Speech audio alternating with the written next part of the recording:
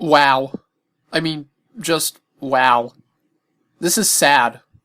This is really, honestly sad. Look, I'm a kid who does really well in school. I've done really well ever since I started elementary, and I'm still getting good grades as I go to college. And I myself sometimes was a little bit of a rowdy, rebellious kid, a lot of the times for the wrong reasons, and my grades would slip. But my parents came in, and with effective discipline, I was able, with their help, to get my stuff back together, and I was able to succeed, and I got great grades. I went on to great classes, and I am on a steady path to getting a good education and succeeding in the workforce. Again, it depends on how I will put myself after I'm out of college, but as of now, the future's bright. But even as a kid who went through discipline, I have to say that this is miserable parenting. I understand sometimes getting a bad grade is really bad news, and I sometimes think failing school is awful. Like, if you have to repeat a grade, it's embarrassing for the kid, it's really damaging for the parents who now have to pay that education for him to take the same class again, and it is really a sucky thing in the end. But you don't traumatize your child and then publicly shame him by forcing him to smash an electronic and then put it online while he's essentially crying, and then all the while you curse at him and force him, again, to smash something that does mean a good amount to him. There are so many ways that you could have gotten around this. I honestly want to know, I don't know if the father's ever going to watch this, but if the father's watching this, I want to ask the father, what was going through your head? What were you thinking in that moment? Did you see no other options in order to discipline your kid so that he would get better grades this time around? Do you have no sense of decency, to quote the people who stopped Joseph McCarthy's reign of terror? Okay? You could have locked away the console. You could have put the console in a place where the kid could not reach it, but he could barely see it, and then until he got better grades, you could have just given the Xbox back to him, and after he got better grades, he would have been able to play it for maybe a few hours, then you would put away, then you would not allow him to play it for a good amount of time until he got even better grades, and the cycle repeats until he became a much better student. You could have locked it away. You could have put it somewhere else. However, I think that forcing your kid to smash a console, which, by the mind, is probably $400 of your money going down the drain, unless this child has a job and paid for the whole thing himself, which I doubt that's the case, seeing as how he looks like he's maybe in middle school or early high school, and then putting it online to publicly shame him. You have essentially ruined your relationship for your kid.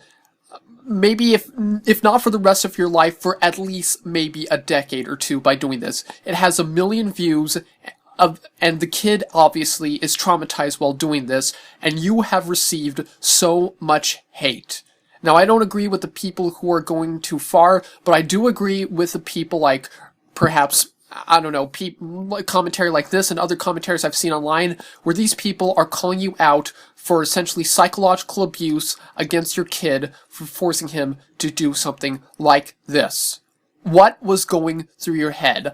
I hope to dear God you put up good parenting in the title of that video as sarcasm. Because if that video represents good parenting, then good has no meaning on this earth. Now, to the kid, listen, it's necessary, please get your grades up. I know if your parents could afford to buy you 2 Xboxes, they probably have the resources and maybe the income to get you a good tutor, sign you up for online activities so that you can get your grades up, and perhaps you can go you should go to extracurricular activities where you could study more and then learn to get your grades up. However, I know you must feel hugely embarrassed. However, as a kid, as a teenager, as a practical adult who gets good grades, I don't look down on you. I feel very sorry for you, and for the future, you have my support in your quest to get good grades, and I fully back you. But to the father who did this, I just want to ask you, have you no sense of decency? Have you no respect for your child? Have you no respect have you no respect for yourself even for doing something like this? I hope you understand why you have all this hate.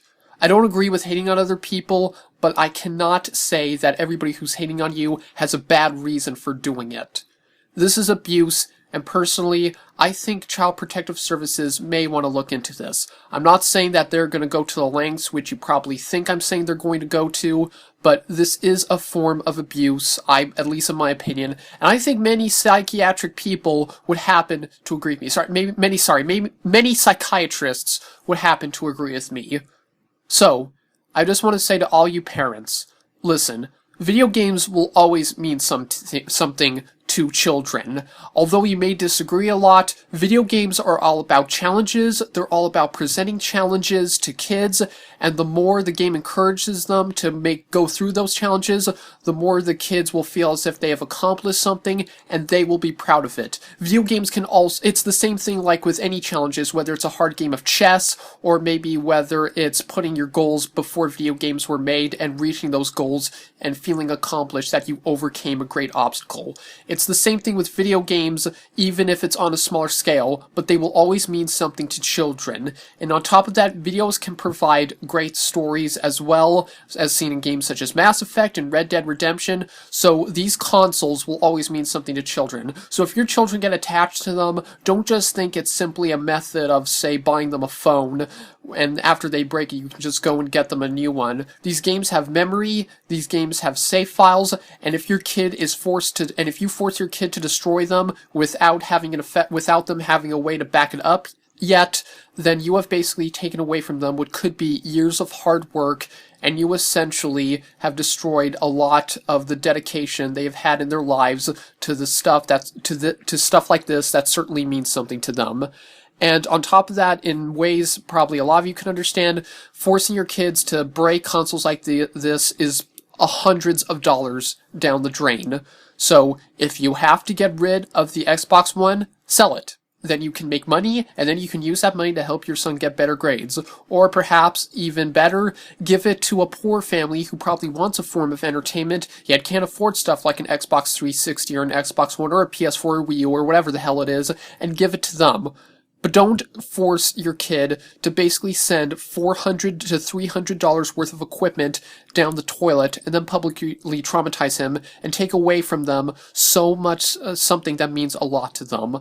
I know a lot of people disagree with me, but I think when all is said and done, most people will agree that this is public shaming and this is simply not acceptable, okay? So to close this thing off, for all of you kids who are getting bad grades, understand that it is a really bad thing. You have to pay attention to something like this, and you need to work your hardest in order to get your grades up and in order to succeed in any nation you're in order to have a bright future. Dedicate yourself to that, and I wish you all good luck in your great grades, but please try your best and get your great grades, or even good grades. Maybe, I think a C is okay, and B's and A's are also great, but I really wish you all great luck in your quest to get better grades and then earn your time to get the permission to play lots of fun video games and have great times. To your parents, to the parents who maybe are thinking about doing stuff like this, I have to say there are much better alternatives, and you won't have to waste hundreds of dollars of equipment with these different purposes. Lock it away, put it in a place where they can't reach it, and then allow them to play it when they improve at their grades, and find ways to maybe hire a tutor or get them involved in extracurricular activities like summer school so that they can get better grades in the future. But to all of these, so in other words, don't do what this father did. And again, to the father, I'll say this one last time. Shame on you. Really, shame on you. It's people like you that make me sad to live in this world with moronic abusers such as you. I really hope you get your stuff together, but from a video like that, it looks like you're not going to try hard to be a better man.